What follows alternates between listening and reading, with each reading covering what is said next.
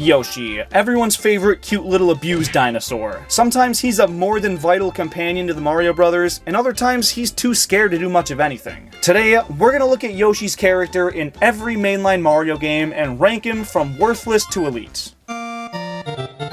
His debut is in Yoshi, but his Mario debut is in Super Mario World, where he makes a pretty good first impression. Mario and Yoshi are both trying to rescue their friends, and from the moment they meet, Yoshi is a trustworthy sidekick that'll put his life on the line to save his pal. And unlike some later games in the series, you can take him with you to any level you want, even if there's no Yoshi eggs in him. The only exceptions are the ghost houses and castles, because he's too scared to go in with Mario, but any other level's a-okay. That does come at a cost though. You don't get to use his iconic flutter jump. If he had it, it'd probably restrict what levels you can take him in, so I'm fine with it. And he can still eat enemies and spit them out as fireballs, so he has some unique traits and is basically an OP power-up, so he gets solid companion tier. In Super Mario World 2 Yoshi's Island, Yoshi is the main hero. When a baby Mario falls onto his back, he makes it his life mission to protect that baby at all costs and bring him back to his mom and dad. Here, Mario's a bigger liability than Peach has ever been, and that cry is burned into my brain as one of the most annoying sounds in gaming. But even still, Yoshi insists on protecting him against Kamek's forces. This game introduces his flutter jump and the ability to stockpile eggs and launch them at faraway enemies and question marks, which make playing as him feel really distinct from a traditional Mario. It's a no-brainer. Elite! And no, I'm not going to include the rest of the Yoshi's Island games, because 1, they dropped the Super Mario prefix, and 2, because they'd all be elite, man. Who do you think you're kidding? This game barely even features Yoshi. He's not playable, writable, or anything like that. He sits on top of Peach's castle and gives you 100 extra lives after you beat the game. I'd normally call that pretty freaking useful. I mean, it basically eliminates game overs, but since he only does that after you collect all 120 stars and fully beat the game, there's really no use for him at that point. And knowing he was around this whole time not helping Mario makes this a pretty easy worthless tier. Mario Sunshine is the first 3D Mario game to incorporate Yoshi, and he's pretty useful. After beating Pinna Park Episode 4 and saving the Yoshi egg from Shadow Mario back in the plaza, he becomes fully playable in about half the game's areas, and he's vital to beating certain missions. Instead of spraying water like Mario, he sprays fruit juices that turn enemies into different types of blocks, and it's a weird gimmick, but it helps Mario a good bit, so I'm not complaining. The only downsides are that touching water immediately makes him evaporate, and that he's only usable in a few select episodes. We'll give him limited but useful, because when he's there, he's clutch, but he's not there much. This game corrects all the wrongdoings of the original Mario 64, adding Luigi, not making you play with that god-awful controller, even though this one's somehow worse, but most importantly, by letting you play as Yoshi. Not only that, you can play as him independent from Mario, and he's the first playable character you have access to, so unlocking the plumber himself is reliant on Yoshi, making this unquestionably another elite tier.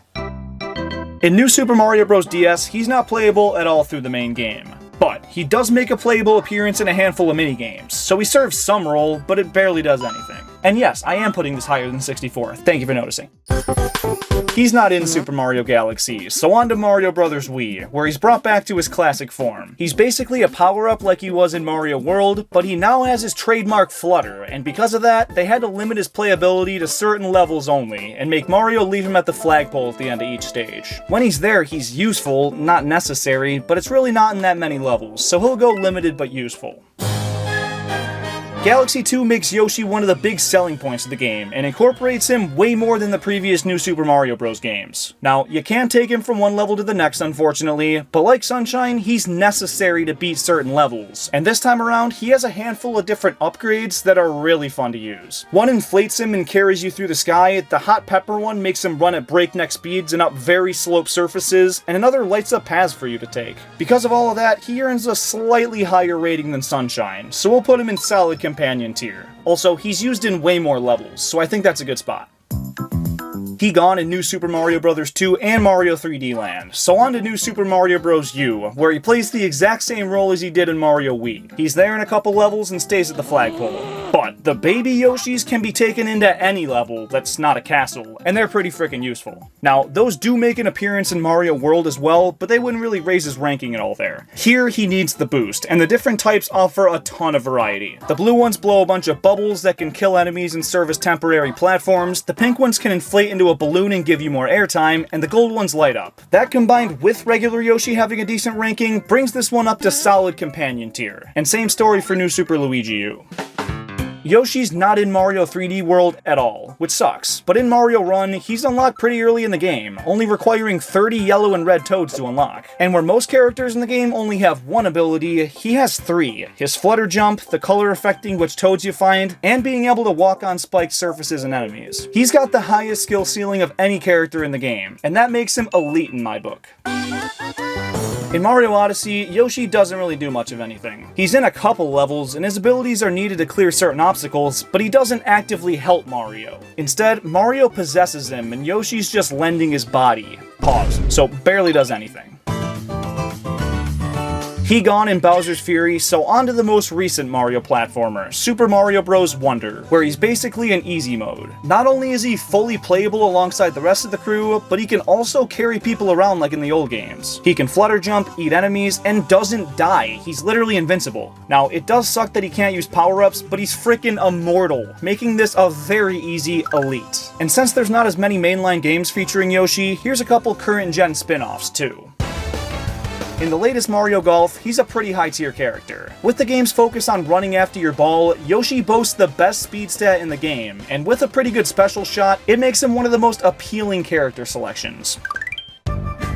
In Smash Ultimate, Yoshi is one of the most annoying characters to face online. Getting turned into an egg is so infuriating, and people only play this character when they know how to absolutely clown on you. Apparently though, he's only considered a somewhat mid-tier character, so we'll put him in the middle. Mario Tennis makes him another mid-tier. Nothing special about him, but he's not a terrible choice. Also, it's tennis, there's not really that many big stat differences.